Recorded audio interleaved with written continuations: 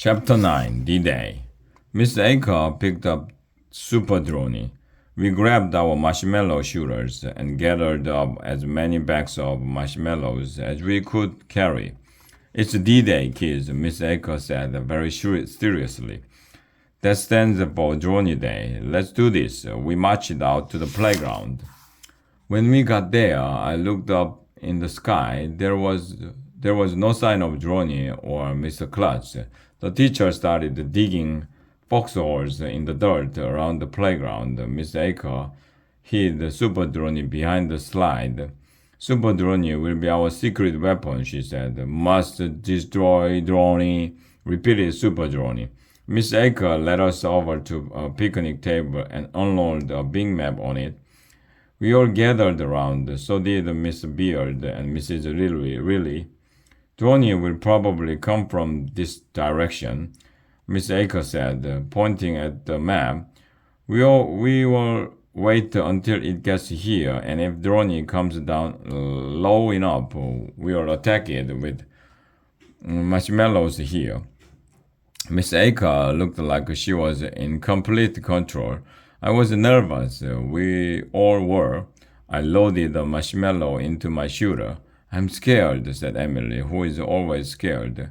Remember, kids, Miss Aker told us, we are makers. We will defend our school, whatever the cost may be. We will fight on the beaches. We will fight on the landing grounds. We will fight in the fields and in the streets. We will fight in the hills. We will never surrender. Miss Aker was a very inspirational. Are you kids with me? She asked. Yeah, we all shouted. Miss Aker took out binoculars and scanned the horizon. There was no sign of Droney. What if Droney doesn't come back? Asked Michael. Oh, it will come back, Miss Aker reassured him. It wants to be principal of the school. It has to come back. And when it does, we are going to blast it out of the sky. I just hope we brought along enough marshmallows. There was nothing to do but wait. We all climbed into foxholes. In the distance, I heard somebody playing a harmonica. That's when Andrea came over. She got into my foxhole with me. What are you doing here? I whispered. Get your own foxhole. Arlo, she whispered. I need to talk to you. About what? I whispered.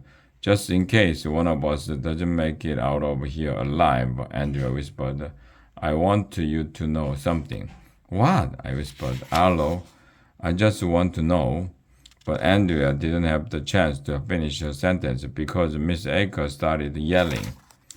Look up in the sky, she shouted. It's Droney. I looked up. There was a dot in the distant sky. Andrea jumped out of my foxhole and climbed into another one. Droney is coming this way, shouted Ryan.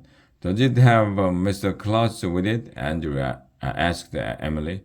I don't think so, said Ryan. It's too far away to tell. Okay, get ready, everyone, said Miss Aker. When Droney gets close enough, we are going to give it everything we've got, but don't shoot until we see the whites of the propellers.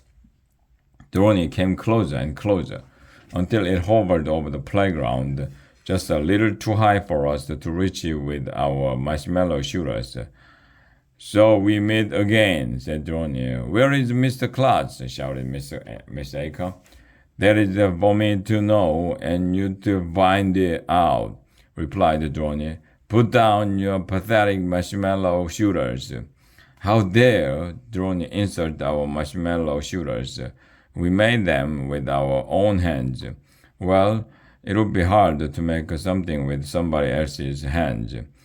We will put down our marshmallow shooters when you return, Mr. Klutz, shouted Miss Aker. No deal, replied the drone. Then you leave us no choice, said Miss Aker. Super Droney, go get him! There was a humming sound as Super Droney's propellers started to spin. It rose up from behind the slide. Must destroy Droney, said Super Droney. So, said Droney, I see you made another drone, very clever, but it won't work. Drone faced the Super Drone as both drones hovered over our heads. "You're a maker?" Drone said. "Go ahead, make my day." With pleasure," replied the Super Drone. "I'm not sure which one of them should first, but the next thing we knew, the air was filled with marshmallows as Drone and Super Drone shot at each other with their rapid-fire marshmallow shooters. It was a dogfight in the sky. You should have been there. Mrs. Lily and Miss Beard were recording everything, but we got to see it with our own eyes. Well, it would be pretty hard to see it with somebody else's eyes. Marshmallows were raining down from the sky. I stuffed a few in my pockets and a few in my mouth because my parents always tell me not to waste food. Also, I love marshmallows. Drone and Super Drone were both really fast, jipping back and forth as they fired marshmallows at each other.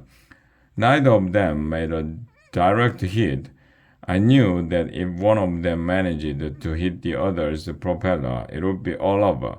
There was electricity in the air. Well, not really. If there had been electricity in the air, we would have been electrocuted. But we were on the edge of our seats. Well, not really. There are no seats in the playground. But it was really exciting. "You can do it, Super Drone," I shouted. "Dodge, dog, dip, dive," shouted Miss Aker. We had built Super Drone to be bigger and faster than Drone, and it looked like it was winning. "Give up, Drone," said Super Drone. "Who's gonna make me?" replied Drone. "We made you," shouted Miss Aker. "We are makers." The battle raged on. Super Drone was getting off some good shots, and there was a near miss as one of the marshmallows passed within inches of Drone's propeller. And then suddenly, Drone, moving sideways, fired a shot. The marshmallow hit Super Drone in the face, bounced off, and glanced off one of its front propellers. "I'm hit," Super Drone said. "Oh no!" somebody shouted. "It's coming down," hollered Miss Aker. "Watch out!" "Run for your lives," shouted Neil. Super Drone fell from the sky and crashed to the ground upside down about 10 feet away from me. It couldn't fly. It couldn't speak, asterisk. Pretty exciting, huh? But wait until you read the next chapter. "Super Drone is totaled," I shouted.